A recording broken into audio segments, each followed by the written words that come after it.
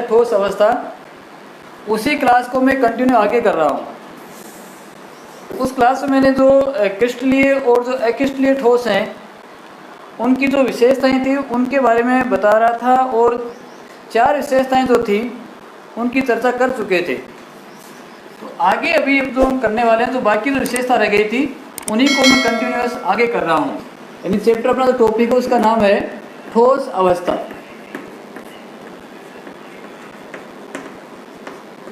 ठोस अवस्था, ठीक है।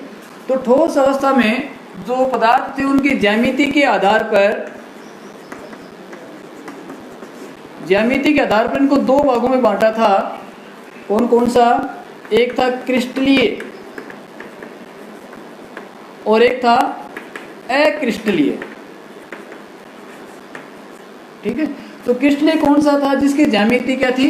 निश्चित थी। और ये कौन से थे? जिनकी ज्यामिति क्या थी? निश्चित नहीं थी।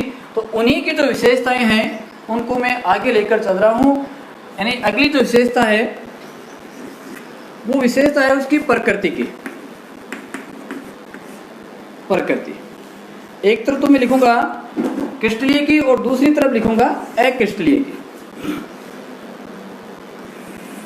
यानी ये आपका है इधर क्रिस्टलीय और ये है अक्रिस्टलीय, ठीक है। प्रकृति किसकी? जो ठोसों के कण हैं, कणों की जो प्रकृति होगी, वो जो क्रिस्टलीय ठोस होते हैं उन क्रिस्टलीय ठोसों की प्रकृति वो आपकी होती है दीर्घपरासी, और इनकी होती है लघुपरासी। अब दोनों का जो क्या अर्थ है वो अभी समझाने वाला हूं। लघुपरासी और दीर्घपरासी।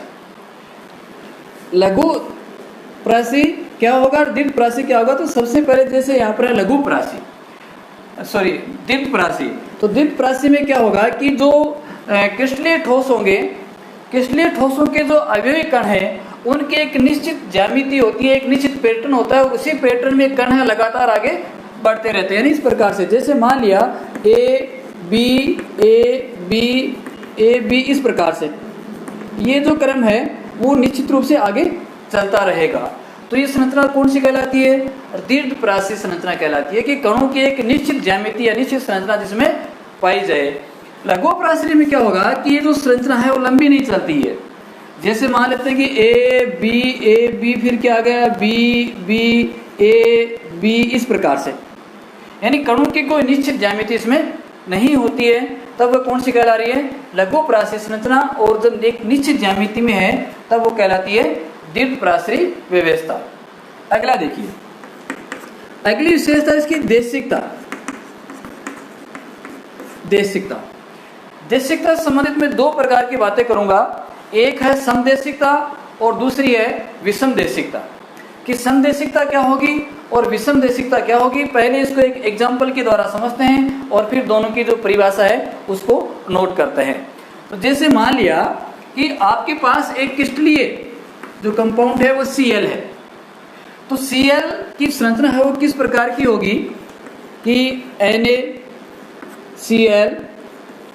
Na यानी धनायन का ऋणायन का धनायन Cl माइनस, ये आपको क्या आ जाएगा Cl Na plus Cl minus Na plus.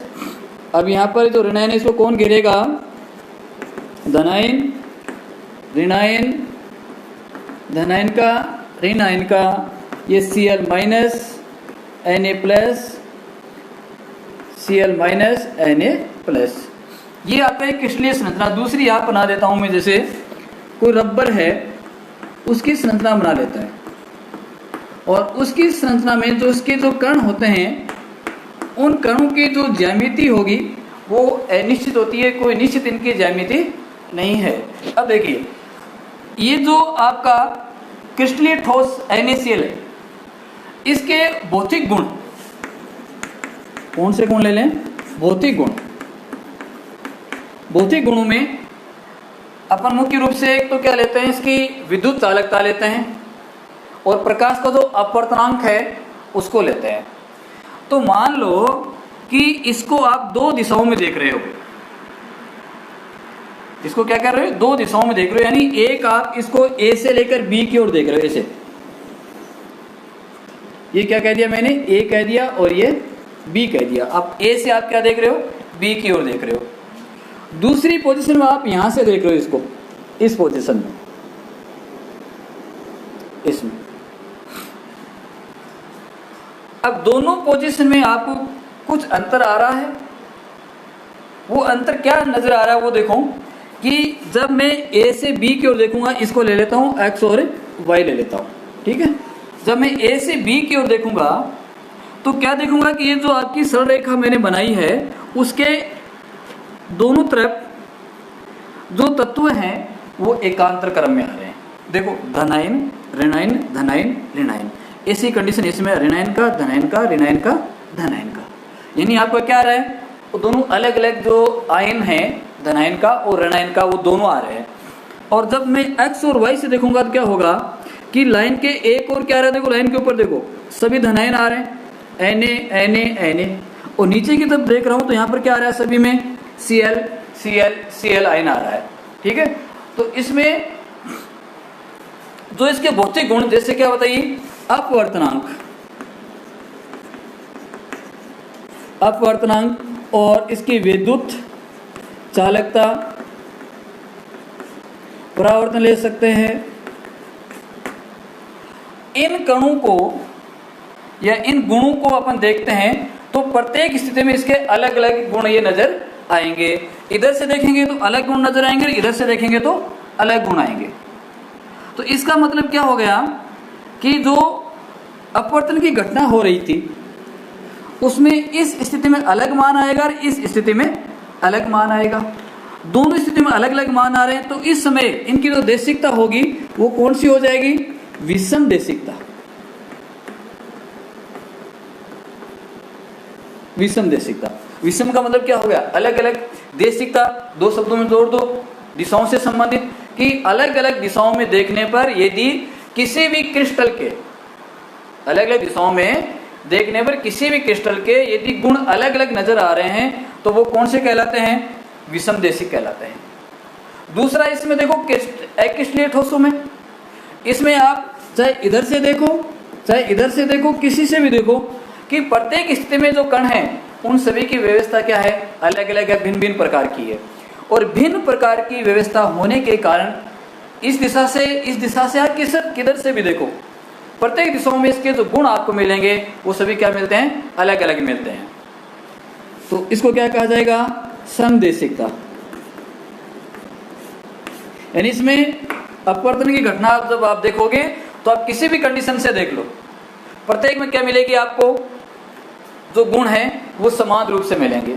कारण इसका क्या है कि इनकी ज्यामितीय व्यवस्था निश्चित नहीं होती है, ये छद्म रूप से पूरे में फैले हुए रहते हैं। जबकि जो क्रिस्टलीय ठोस होते हैं उसमें उनकी जो ज्यामिति होती है वो निश्चित ज्यामिति होती है और जिसके कारण प्रत्येक स्थिति में आप देखोगे तो अलग आपको कंडीशन नजर आएगी, जिससे इनके जो गुण हैं, प्रकाश के रिफ्लेक्शन होने की जो दर है वो क्या हो जाती है, प्रत्येक स्थिति में परिवर्तित हो जाती है, जिससे उसका मान भी क्या हो जाएगा, परिवर्तित हो जाएगा। तो याद रखना कि क्रिस्टलीय ठोस किस प्रकार के होते हैं, विषमदेशिक प्रकार के होते हैं, और जो अक्रिस्टलीय ठोस हैं वो कैसे होते हैं, समदेशिक प्रकार के होते हैं। यदि दोनों बातें आपके समझ में आ गई हैं तो आप कमेंट्स में ओके लिख के भेजो। तो ये हो गया समदेशिक और विषमदेशिक। अब अगला जो विशेषता मैं इसकी लूंगा कि जो क्रिस्टलीय ठोस होते हैं वो वास्तविक ठोस होते हैं। कैसे होते हैं, वास्तविक ठोस, इनकी संरचना परिवर्तित नहीं होती है। जबकि ये क्या होते हैं, आभासी ठोस। अक्रिस्टलीय ठोस किस प्रकार के कहेंगे, आभासी, या इसको स्यूडो ठोस भी कहा जाता है। आभासी कह सकते हैं या स्यूडो ठोस। आभासी का मतलब वही है, कांच वाला मैंने बताया ना, इसमें क्या होता है कि जो जैसे जैसे समय बीतेगा, समय बीतने के साथ साथ जो खिड़की के ऊपर आपने कांच लगा रखा है, इसकी जो नीचे वाली सतह है वह थोड़ी क्या हो जाएगी, मोटी हो जाएगी, क्योंकि जो इसके अवयव कण हैं वो क्या होते हैं, अपनी स्थिति को बदल लेते हैं और वो आभासी ठोस के रूप में जाने जाएंगे। अगली विशेषता विदलन। कि विदलन क्या होता है। विदलन का मतलब तोड़ना, मतलब क्या होगा इसका, तोड़ना। कि जब भी आपका कोई क्रिस्टलीय ठोस है, उस क्रिस्टलीय ठोस को आप तोड़ोगे तो तोड़ने पर क्या होता है कि एक वो सतह बनाता हुआ, कोई भी आपका ठोस है इसको तोड़ना है तो तोड़ेंगे क्या होगा, एक निश्चित सतह या निश्चित एक शेप बनाता वो टूट जाएगा। तो इसमें एक निश्चित विदलन होता है। जबकि जो अक्रिस्टलीय ठोस होते हैं उसमें जब आप उनको तोड़ोगे तो तोड़ने पर क्या होता है, उनकी कोई निश्चित शेप नहीं बनती है, अलग अलग इस प्रकार से इनकी शेप बन जाती है। तो याद रखना कि क्रिस्टलीय ठोसों को तोड़ेंगे तो एक निश्चित सतह पर टूटते हैं, निश्चित सतह बना लेते हैं। जबकि जो अक्रिस्टलीय ठोस हैं उसको तोड़ा जाएगा तो एक निश्चित सतह नहीं बनाते हैं। जैसे कोई भी आपकी सतह है उसको तोड़ा तो तोड़ने पर क्या होगा, वो एक स्पेस पे न टूटकर इस प्रकार से आगे पीछे से टूट सकता है। इसे वो सतह आगे पीछे टूट, कांच को आप गिराते हो, हाथ से कांच को गिराया है तो क्या होगा, सतह से एक स्पेस में टूटकर आगे पीछे इस तरह से वो टूट जाता है। तो वो जो स्थिति होती है इनकी निश्चित होती है और इनकी सतह टूटने की कोई निश्चित स्थिति नहीं होती है। तो ये दो विशेषता थी अपने क्रिस्टलीय और अक्रिस्टलीय ठोसों के प्रकार की, यानी ठोस को अपने यहाँ पर दो भागों में जो बांटा था।